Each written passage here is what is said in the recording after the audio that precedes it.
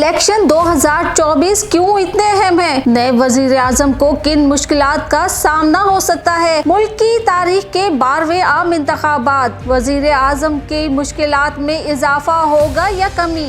پاکستان میں عام انتخابات کا انعقاد اب چند ہی گھنٹوں کی دوری پر ہے۔ یہ ملک کی تاریخ میں 12ویں عام انتخابات ہیں جس کے نتیجے میں عوام کو حق رائے دہی کے تحت اپنے نمائندے اسمبلیوں میں بھیجنے کا موقع ملے گا۔ یہ انتخابات گزشتہ انتخابات کے حوالے سے اتنے اہم کیوں سمجھے جا رہے ہیں اور اس کے بعد آنے والے نئے وزیر اعظم کو کن مشکلات کا سامنا کرنا پڑ سکتا ہے؟ اس حوالے سے ماہرین کی رائے کے بارے میں بات کرنے سے پہلے یہ جان لیں کہ پاکستان میں عام انتخابات کا انعقاد ہو چکا ہے، جس کے نتیجے میں ملک میں نئی مرکزی اور صوبائی حکومتوں کا قیام عمل میں آئے گا۔ تاہم یہ انتخابات کافی متنازع حالات میں منعقد ہو رہے ہیں، جن میں سے ایک التوا کا معاملہ ہے جو کہ اللہ کر کے حل ہوا اور انتخابات کی تاریخ کو حتمی قرار دے کر انعقاد کروایا گیا۔ پاکستان میں سن 2018 کے عام انتخابات کے نتیجے میں تشکیل پانے والی قومی اسمبلی کی مدت 13 اگست 2018 سے شروع ہوئی تھی اور اس کی 5 سالہ مقررہ مدت 12 اگست 2023 کی رات 12 بجے مکمل ہونا تھی، مگر عمران خان کے خلاف عدم اعتماد کی تحریک اور پھر حکومت کے اختتام کے بعد شہباز شریف وزیر اعظم کے طور پر سامنے آئے۔ تاہم اس وقت کے وزیر اعظم شہباز شریف نے مقررہ مدت سے قبل ہی 9 اگست کو اسمبلی تحلیل کر دی تھی، جس کے بعد سے اب تک ملک میں نگران حکومت کام کر رہی ہے۔ آئین کے تحت عام انتخابات اسمبلی کی تحلیل کے 90ویں دن بعد ہونا تھے،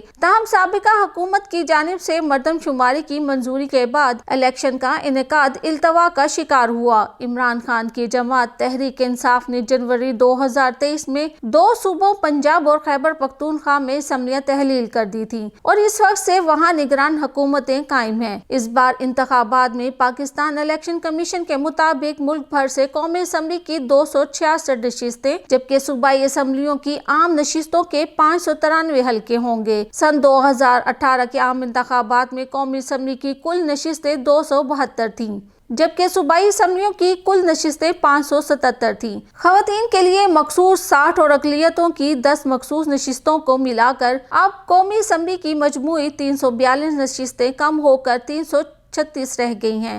گزشتہ الیکشن کے مقابلے میں اس تبدیلی کے ایک اہم وجہ قبائلی علاقوں کا خیبر پختونخوا میں انضمام ہے۔ 25ویں آئینی ترمیم کے تحت فاٹا کو خیبر پختونخوا میں ضم کر دیا گیا اور پھر اس کی 12 نشستیں کم کر کے 6 کر دی گئیں اور وہ خیبر پختونخوا کے کوٹے میں شامل کر دی گئیں۔ یوں اس صوبے کا قومی اسمبلی کا کوٹا 39 نشستوں سے بڑھ کر 45 تک پہنچ گیا، مگر قومی اسمبلی کی مجموعی نشستیں 342 سے کم ہو کر 336 رہ گئیں، یعنی قومی اسمبلی میں سادہ اکثریت حاصل کرنے اور وفاق میں حکومت بنانے کے لیے 169 سیٹیں درکار ہوں گی۔ اگر بات کی جائے کہ کون سی بڑی جماعتیں الیکشن میں حصہ لیں گی تو پاکستان مسلم لیگ نواز، پاکستان تحریک انصاف اور پاکستان پیپلز پارٹی سمیت متعدد سیاسی جماعتیں ان انتخابات میں حصہ لے رہی ہیں۔ تاہم یہ 3 جماعتیں 2018 کے الیکشن میں بالترتیب پہلے، دوسرے اور تیسرے نمبر پر تھیں۔ گزشتہ عام انتخابات میں چوتھے نمبر پر سب سے زیادہ ووٹ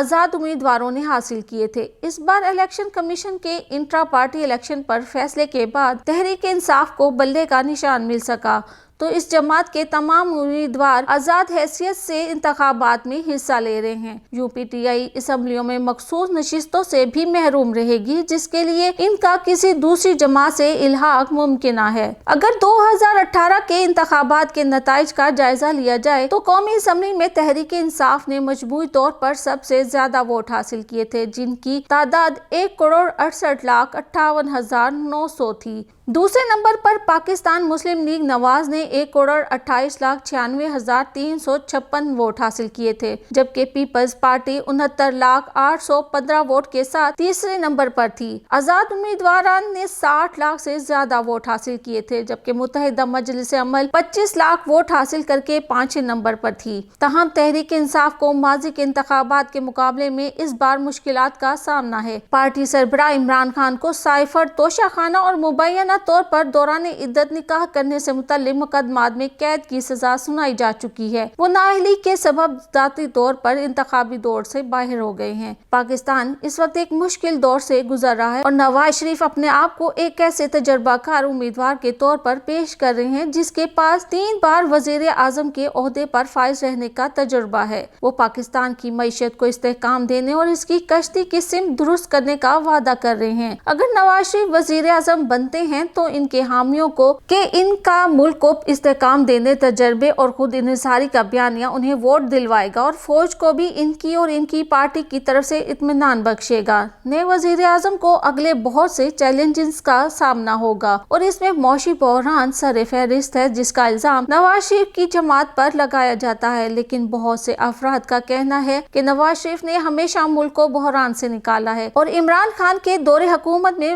عوام کو جن مشکلات اور مہنگائی کا سامنا کرنا پڑا اس سے انہیں نون لیگ ہی باہر نکالے گی۔ لیکن متوقع وزیر اعظم نواز شریف مشکل میں نظر آ رہے ہیں کیونکہ ان کے بھائی کی قیادت میں ان کی جماعت گزشتہ حکومت میں سینئر پارٹنر تھی جس کو بہت سی ایسی معاشی پالیسیاں نافذ کرنا پڑی جس کا اثر ملک کے عوام پر اچھا نہیں پڑا اور نواز شریف اور ان کی جماعت کو معاشی مشکلات پیدا کرنے کا ذمہ دار ٹھہرایا جاتا ہے۔ نواز شریف کو درپیش چیلنجز میں ایک چیلنج پاکستانی افواج بھی ہے جس کا ملک کی سیاست میں ایک اہم کردار سمجھا جاتا ہے۔ جب نواز شریف جلا وطنی کاٹ رہے تھے تو وہ متعدد موقعوں پر فوج کے خلاف بولتے ہوئے نظر آتے تھے۔ خاص طور پر انہوں نے ISI اور پاکستانی افواج کے سابق سربراہان پر ملک میں سیاسی عدم استحکام پیدا کرنے کے الزامات لگائے۔ ان دونوں کی جانب سے ان الزامات کی تردید کی گئی تھی۔ نواز شریف ملک کی عدلیہ پر بھی سخت تنقید نظر آتے تھے اور الزامات عائد کرتے تھے کہ انہیں بوگس مقدمات کا نشانہ بنایا گیا۔ انہوں نے کہا تھا انہی فیصلوں کے سبب جمہوریت کو نقصان پہنچا جس کے سبب پاکستان کے وزرائے اعظم اپنے عہدوں پر آئینی مدت مکمل نہیں کر پاتے۔ پاکستان کی فوج نے کبھی کچھ ایسا نہیں